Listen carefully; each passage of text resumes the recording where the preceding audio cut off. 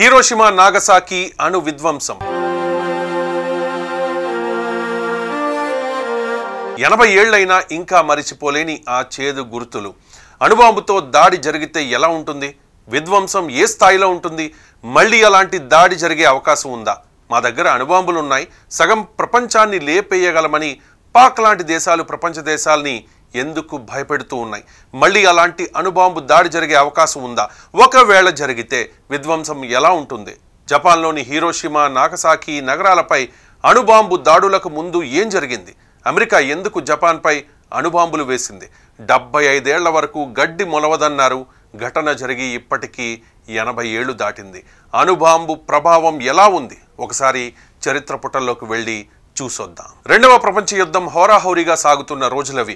ప్రపంచ ప్రజలంతా మారణహోమంతో విలవిల్లాడిపోతూ ఉన్నారు. యుద్ధాలు ఎప్పుడు ఆగుతాయో అని అన్ని దేశాలు జీవన్మరణ సమస్యతో కొట్టుమిట్టాడుతున్నాయి. 1945లో యుద్ధం చివరి దశకు చేరుకుంది. జపాన్ను ఆక్రమించుకునేందుకు సిద్ధపడ్డాయి. దీనికంటే ముందు అమెరికా జపాన్లోని 67 నగరాల్ని ధ్వంసం చేసేసింది.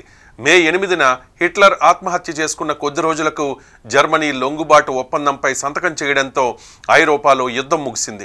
జర్మనీ లొంగిపోయినా జపాన్ మాత్రం ఓటమి తప్పని పరిస్థితి ఎదురుగా ఉన్న పోరాటం వదలలేదు. దీంతో అమెరికా ఒక్కసారిగా తీవ్ర నిర్ణయం తీసుకుంది. ఎలాగైనా సరే యుద్ధాన్ని ముగించాలని 1945 జూలై 26న మిత్ర రాజ్యాలు తమ షార్ట్స్ డామ్ డిక్లరేషన్ ప్రకటించాయి. లేదంటే వినాశనమేనని డిక్లరేషన్లో హెచ్చరించిన జపాన్ పట్టించుకోలేదు. జపాన్లోని 4 నగరాల మీద అణుబాంబులు వేయాలని నిర్ణయం తీసుకున్నాయి. జూలై 25న ఆదేశాలు జారీ చేయడంతో మన్హటన్ ప్రాజెక్టు 2 రకాల అణుబాంబుల్ని రెడీ చేసింది.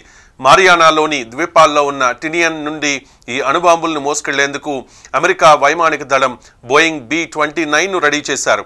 అయినా చివరి నిమిషం వరకు యుద్ధం ఆగుతుందన్న ఆశలు మినుకుమంటూనే ఉన్నాయి. ఎప్పుడు ఆదేశాలు ఇచ్చినా జపాన్పై దాడికి రెడీగా అమెరికా వైమానిక దళం రెడీగా ఉంది. ఆగస్టు 6న ముహూర్తం ఫిక్స్ అయింది. మొదటిసారి అణుబాంబులు వేస్తోన్న అమెరికా పాలకుల్లోనే ఉత్కంఠ తారాస్థాయికి చేరుకుంది. వినాశనాన్ని కళ్ళారా చూడాల్సి వస్తుందన్న అపరాధ భావన వెంటాడుతోంది అమెరికాలో. మరోవైపు జపాన్ యుద్ధాన్ని ముగించే ఆలోచన చేస్తున్న దాఖలాలు కనిపించలేదు. అణ్వాయుధాలతో కూడిన విమానాన్ని జపాన్పై దాడికి బయలుదేరమని ఉత్తర్వులు ఇచ్చేశారు. కానీ జపాన్ టార్గెట్లోకి చేరుకున్న తర్వాత తదుపరి ఆదేశాల కోసం మళ్లీ వేచి చూడమన్నారు.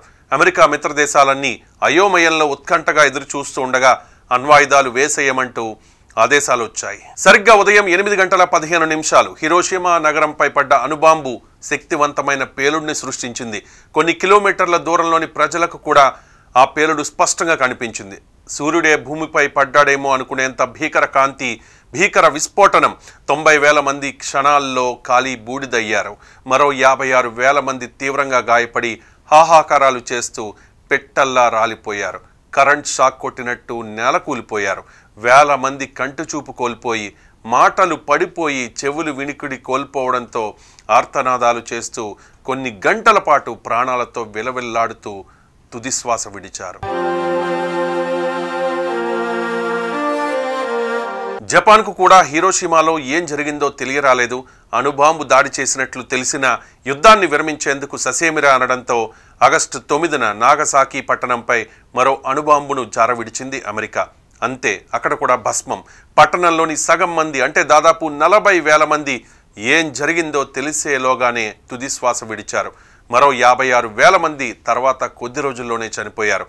బాంబు దాడి ప్రదేశానికి చాలా దూరంగా ఉన్న పౌరులు కూడా కొన్ని నెలల పాటు రేడియేషన్, పౌష్టికాహార లోపంతో చనిపోయారు. వరుసగా 2 అణుబాంబు దాడులతో 2 నగరాలు దాదాపు నేలమట్టమయ్యాయి. ప్రజలు ఆహారం తిన్నా, దాహంతో నీళ్లు తాగినా వెంటనే వాంతులు, విరోచనాలతో రక్తం కక్కుకుంటూ విలవెల్లాడుతూ చనిపోతూ ఉన్నారని తెలిసి జపాన్ పాలకులకు తాము ఎంత పెద్ద తప్పు చేశామో తెలిసొచ్చింది.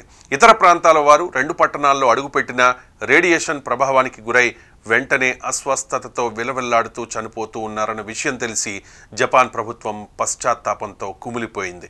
నాగసాకి మీద బాంబు దాడి చేసి 6 రోజుల తరువాత లొంగిపోతున్నట్లు ప్రకటించింది.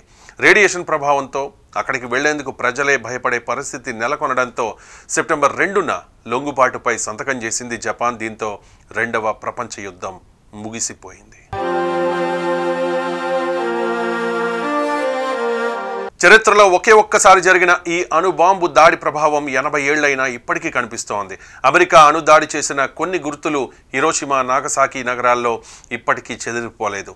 అమెరికా అణుదాడి చేదు జ్ఞాపకాలు ప్రపంచం కళ్ల ముందు మెదులుతూనే ఉన్నాయి. జపాన్లోని హిరోషిమా, నాగసాకి పేర్లు చెప్పగానే అందరికీ అణుబాంబుల విధ్వంసం టక్కున గుర్తు చేస్తుంది. అణుబాంబుల దాడిలో హిరోషిమా నగరంలో దాదాపు చిన్న పెద్ద భవనాలు నేలమట్టమయ్యాయి. కానీ అటామిక్ బాంబ్ డోమ్గా పిలిచే కట్టడం మాత్రం కొంతమేర దెబ్బతిని చీకటి రోజుకు మౌన సాక్షిగా మొండిగా నిలబడింది. అణుబాంబు పేలుడు దాటికి ఈ కట్టడంలో వాడిన ఇటుకలు చెల్లాచెదురుగా పడిపోయిన భవనం చెక్కు చెదరలేదు. దీంతో జపాన్ అధికారులు వాటిని ఇప్పటికీ అలానే ఉంచి సంరక్షిస్తూ ఉన్నారు. వాటి కింద ఒక బోర్డు పెట్టి వివరాలు రాశారు. డోమ్కు ఉపయోగించిన ఇనుము, ఉక్కు, ఇతర లోహాలు బయటపడ్డాయి. పిల్లర్లు కూడా ధ్వంసమైనట్లు స్పష్టంగా కనిపిస్తూ ఉన్నాయి.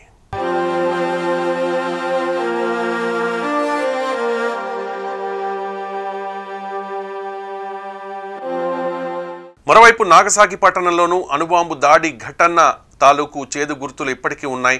అణుబాంబు దాడుల నుంచి ప్రాణాలతో బయటపడిన వారిలో చాలా మంది జీవితాంతం అనారోగ్య సమస్యలతోనే కాలం గడిపారు. వాళ్ళ నొప్పి, శారీరక బాధ, వారి కన్నీళ్లు భవిష్యత్ తరాలకు హెచ్చరికలుగా మారిపోయాయి. కుటుంబ సభ్యులు, బంధుమిత్రులు, ఆత్మీయులను కోల్పోయిన వేదనకు తోడు సాటి వారి నుంచి వివక్షకు గురైన వారు మనోస్థైర్యాన్ని కోల్పోకుండా ఇప్పటికీ భావితరాలను అప్రమత్తం చేస్తూ బ్రతుకుతూ ఉన్నారు.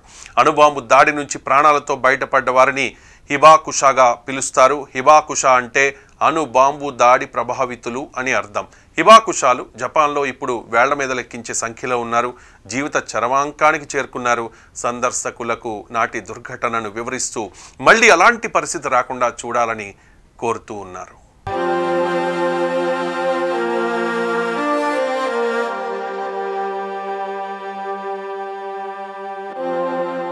హిరోషిమా, నాగసాకి పేర్లు వింటే ప్రపంచం వణికిపోతోంది. 8 దశాబ్దాలు గడిచినా రేడియేషన్ ప్రభావం తగ్గకపోవడం యావత్ మానవ జాతి భయంతో వణికిపోయేలా చేస్తోంది. ప్రతి ఏటా ఆగస్టు 6, ఆగస్టు 9వ తేదీలు ప్రపంచం మరిచిపోలేని రోజులు.